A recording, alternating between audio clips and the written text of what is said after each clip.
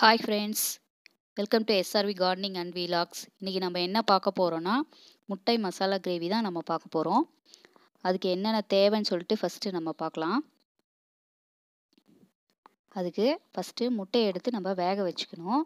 ஒரு பாத்திரத்தில் தண்ணி ஊற்றி முட்டையை அதில் போட்டு, அதுக்கப்புறம் கொஞ்சமாக கல்லுப்பு போட்டு வேக வச்சிங்கன்னா அந்த முட்டை வந்து உடஞ்சி பொங்கி வராது.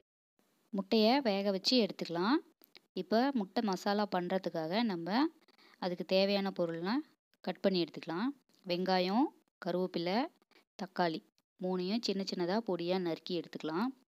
நறுக்கி எடுத்ததுக்கப்புறம் ஒரு வாணலில் எண்ணெய் ஊற்றி கடுகு, சோம்பு போட்டு தாளிச்சிட்டு, அதுக்கப்புறம் வெங்காயம், கருவேப்பிலை போட்டு நல்லா தாளித்து விட்டுறணும்.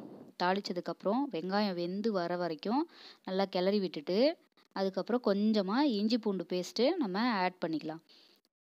இஞ்சி பூண்டு பேஸ்ட்டு ஆட் பண்ணினதுக்கப்புறம் சிம்மிலே வச்சு அடி பிடிக்காமல் கிளறி விடுங்க. கிளறிட்டு நல்லா வெங்காயமும் இஞ்சி பூண்டு பேஸ்ட்டும் பச்சை வாசனை போகிற வரைக்கும் கிளறி விட்டுக்கலாம்.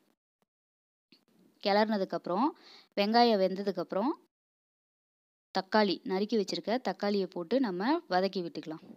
தக்காளி வேகிறதுக்காக கொஞ்சமாக உப்பு போட்டு வதக்கி விட்டுட்டு ஒரு மூடி போட்டு நம்ம வேக வச்சு எடுத்துக்கலாம்.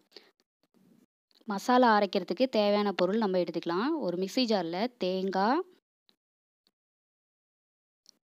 வெங்காயம், தக்காளி இது மூணையும் சின்ன சின்னதாக நறுக்கி போட்டு நம்ம மிக்ஸி ஜாரில் அரைச்சி எடுத்துக்கலாம். ஃபஸ்ட்டு கொஞ்சம் கொரகொரப்பாக அரைச்சிட்டு அது கூட கரம் மசாலா, குழம்புத்தூள் ரெண்டையும் போட்டு இன்னொரு வாட்டி நம்ம நல்லா மிக்சியில் அரைச்சி எடுத்துக்கலாம்.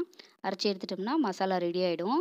அதுக்கப்புறம் தக்காளி வெந்து வந்ததுக்கப்புறம் இந்த மசாலாவை அந்த தக்காளியில் ஊற்றி நல்லா ஒரு கிளறினதுக்கப்புறம் உப்பு, காரம் எல்லாம் மசாலாவில் கரெக்டாக இருக்கான்னு நம்ம பார்த்துட்டு அதை கொதிக்க விடணும்.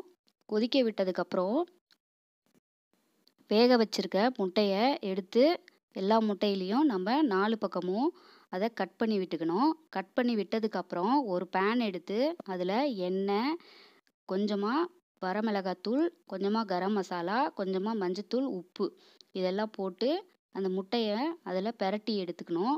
அதில் நல்லா ஃப்ரை பண்ணி எடுத்துட்டோம்னா இந்த முட்டைக்குள்ளே இந்த மசாலாலாம் அது உள்ளே இறங்கிக்கும். அப்போ நம்ம முட்டை சாப்பிடும்போது நல்லா காரமாக அந்த முட்டை கிரேவிக்குள்ளே நல்லா காரசாரமாக நல்லாயிருக்கும். முட்டை நல்லா ஃப்ரை ஆனதுக்கப்புறம் நம்ம மசாலா கொதிக்க வச்சுருக்கோம் இல்லையா, அந்த மசாலா கொதிக்கிறதுல இந்த ஃப்ரை பண்ண முட்டையை அதில் போட்டுடலாம். இப்போ ஃப்ரை பண்ண முட்டையை அதில் போடுறதுக்கு முன்னாடி நம்ம அந்த எண்ணெயிலே வந்து கொஞ்சமாக கருவேப்பிலையும் அந்த ஃப்ரை பண்ண முட்டையிலே சேர்த்து போட்டோம்னா அது ரெண்டையும் ஆட் பண்ணும்போது மசாலாவில் நம்மளுக்கு ரொம்ப நல்லாயிருக்கும். கருவேப்பிலையோட ஃப்ளேவரும் நல்லா நம்மளுக்கு நல்லாயிருக்கும் அந்த கொதிக்கிறப்ப. இப்போ முட்டை ஆட் பண்ணதுக்கப்புறம் கொஞ்ச நேரம் கொதிக்க விட்டால் போதும். ஏன்னா ஏற்கனவே மசாலா வந்து கொதிச்சிருச்சு.